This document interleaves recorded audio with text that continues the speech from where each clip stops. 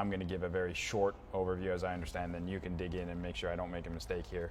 But it's 7 levels. Is it seven levels across? So you start at CrossFitter, you finish at Fire Breather, and each level has a bunch of requirements that you need to fulfill before you move on. It's sort of like a belt system in a martial arts. It is a belt system.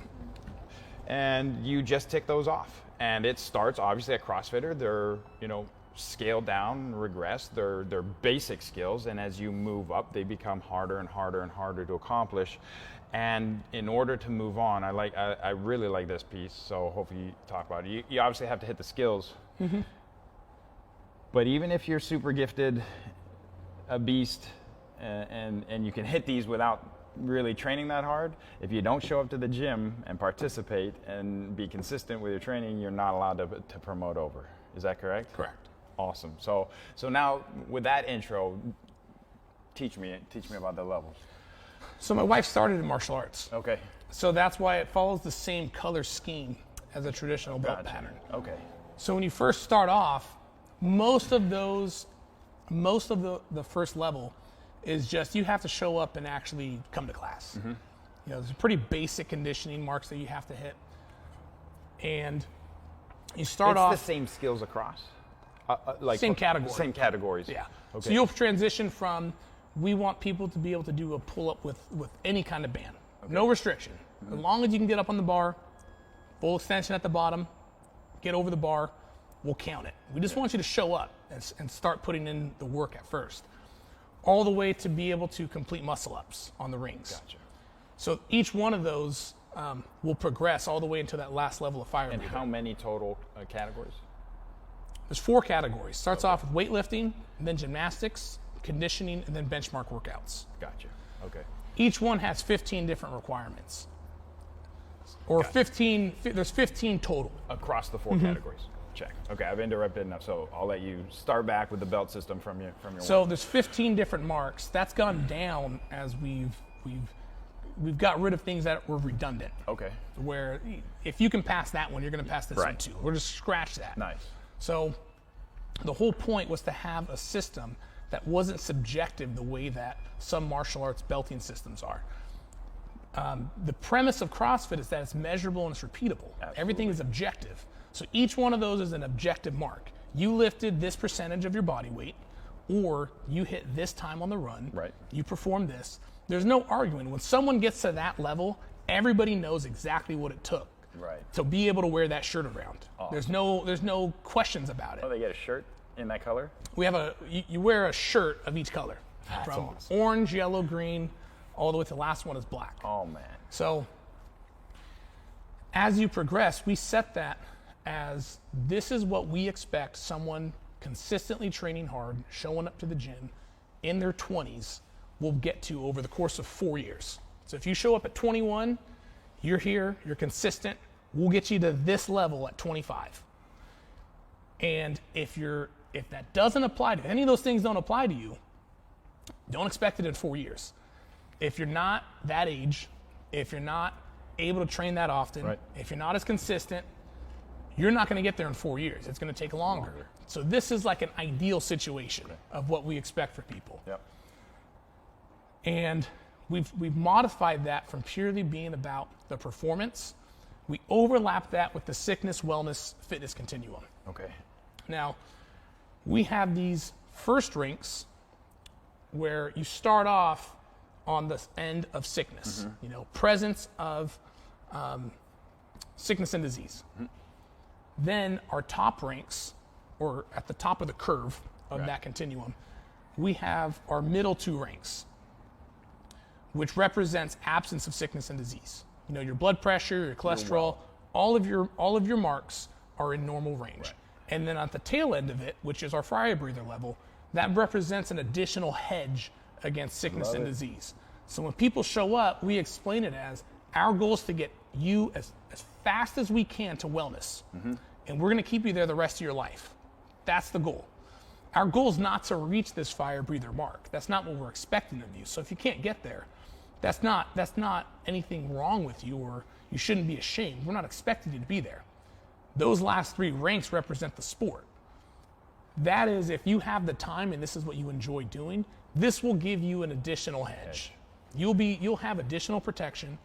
Anything in your genetics or anything that you're unlucky about in your life, you have additional protection. Right. But we don't need you to be there. We need you to be at well. And that's our job. Get you to well as fast as possible. You're there the rest of your life. So that shift has actually made a huge difference, because people start getting a little frustrated that like each time they're not progressing. And it's like, not everyone's supposed to be a fire breather. Right. Not everyone even wants to be one. It takes a lot of work to get to that last rank. Absolutely. Each one of those things on its own is really hard to do. Yep. So we overlaid, that level system with that continuum. So now everyone in the gym understands what that means. And we use that first as an assessment when someone shows up. They go through our intro program. We have that first rank completed. We go through each one of those. They know, what they can lift. They know what So their they've condition. done all 15 metrics as part of their intro program. Correct. Just to see where they're at. Yep. This is our measurement on day 1. If they can pass that, they get their orange shirt. Wow. You're starting off, you're at orange. This is your first level. That forms what we prescribe to people in terms of how to get fitter, because there's certain things that will pop up over time. Like, hey, how come all your condition, you're 3 levels ahead on the weightlifting, but you're, way back here on the conditioning. Like, yeah, I kind of skipped all those running days, or, certain things will pop up. But that is our measurement of, this is where your time is best spent on your fitness. You are at this level here for the gymnastics, but you're struggling on the weightlifting. And that's just a conversation of, for some people, you know what, I don't really like lifting weights. I don't like pushing myself that hard. And I need to do a better job of it. That's a lot of times that's the only answer. Right. And they say, you know what, I kind of go with lightweight all the time. I always scale the weight down, and I do the hardest gymnastics movement because I'm really good at them. And that lets both the coach and the athlete know, like, okay, for the next 6 months, we're working on correcting these imbalances. We need to, your workouts should be the opposite of what this thing says. These areas that we're struggling in, that's our emphasis. These areas that you're really good at, we're gonna stay just as good. Don't just totally abandon them, but you don't have to emphasize those every workout. So it allows people a way to see their progress over time and know where's your time best spent. Yeah. And this forms people's roadmap, because when they show up at the door, they don't really have specific goals. That's why they're going to CrossFit. They go to CrossFit because they're not playing a sport. They're not they're not doing some other thing. So whether someone, and one of the key tenets of CrossFit has always been, your needs vary by intensity, not by kind. Right. And so whether someone's grandma steps in, or we have some people that, they got done playing, Division I sports. They come in and we ask them their goals, and their goals is normally like, I don't know. I want to be healthier and I want to be fitter, but I don't know what that looks like. I don't know how to get there. That's why I'm here talking to you guys. Yeah. And so when we break out that chart, we go through the assessment, and over time it gives people goals to shoot for. So now when they're looking at what is a healthy, strong 20 or 30 or 40, and then we modify the chart for 50 and beyond. Okay. What does that look like? Well, this is what it looks like. This is where your weightlifting should be. This is where your gymnastics should be. This is where all these things should be. And so when they show up to the gym, they now have a set of goals to strive for. I completed my orange. All right, what's my next level? Right. What are the things that I have to do? So they're looking at it as, if we have a timed 400-meter run, they already know ahead of time, hey, I'm trying to break 2 minutes. That's it. Who do I know that runs? Because these metrics that you're measuring show up periodically in workouts. Yeah, we'll throw some in throughout time. Yeah. So if we have a benchmark, It's an opportunity to test it. If we have a benchmark workout that comes up, they know ahead of time, hey, I got to get 7 minutes on that. Yeah. Or when the back squat comes up, they're going for a PR. We put up 2 big charts in the gym. They'll go over, and now they're looking at it like, oh, I need to squat 150 today. So it gives people a way to set goals without having to come up with them on their own. Yep. Without having to come up with, because when you first start, you don't know. You don't know. It's It's after I do CrossFit and I see what it can do for me. Now I know what I want more of. Right. But at first you're like, I want to be stronger. You don't know what you don't know.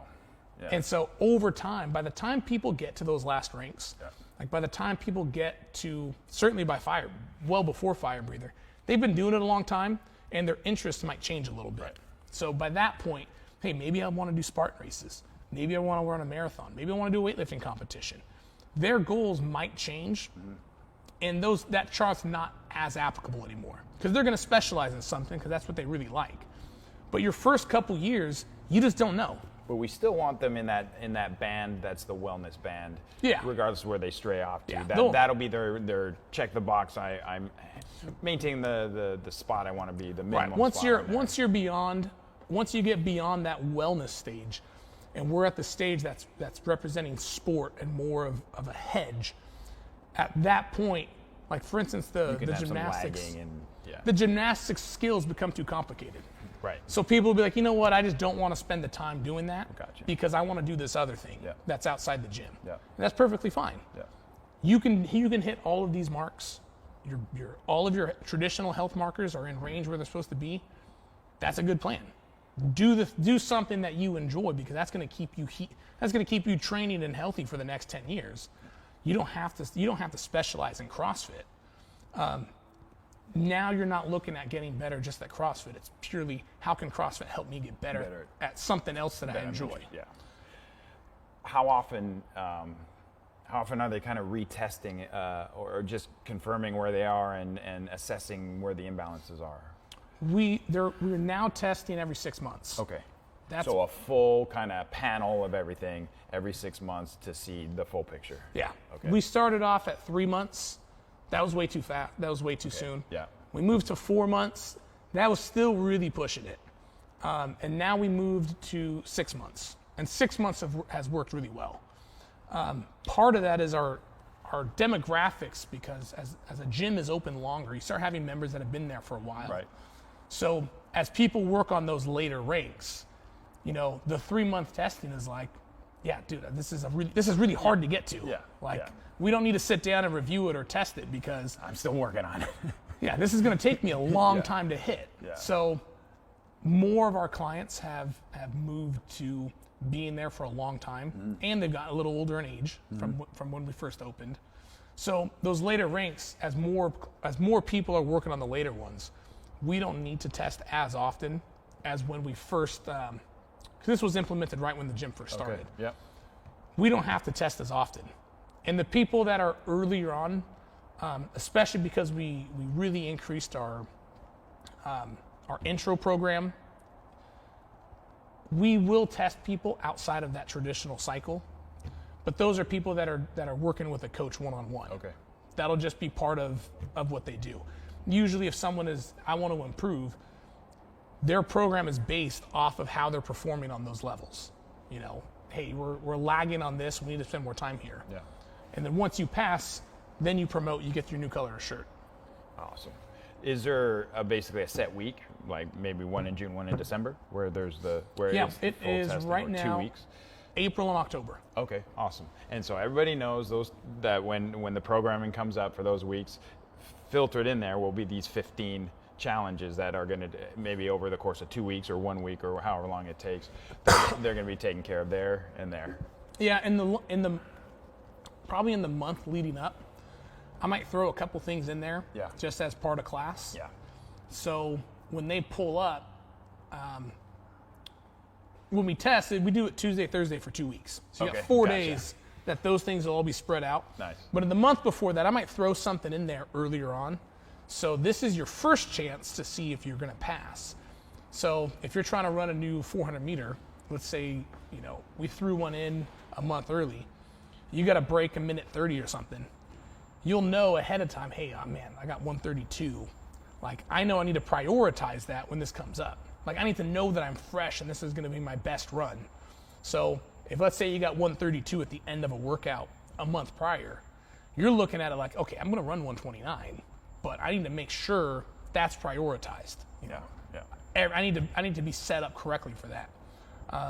So we'll throw a few things in leading up to it where you don't have to do the full spectrum of challenges for those 4 days, because it's hard to try to hit that back squat mark and come in and then hit your clean and jerk mark in that time frame. For those higher ranks, hitting a max back squat and a max deadlift and a max clean and jerk and a max snatch, it's just unrealistic. Yeah, so yeah. we're going off of numbers that they've accumulated Right. in those 6 months. And we use SugarWOD. They can go back to their logbook and see, fill out what you've already accomplished, so that you're not spending those 4 days retesting things that you've already passed. So it's also a way to keep people tracking their weights and on top of things, versus just they're not showing up to the gym and just picking a random weight or random numbers to work off of. They know what their max is. So when we write out percentages, everyone that's been there for certainly more than 6 months, they know exactly what they're supposed to do. And makes class run really fast, and people get way more out of it, because when they show up, they know everything they're doing today. Versus, I don't really know what my back squat is. I don't know what I can do. And They know everything the is just goal. more efficient. Yeah.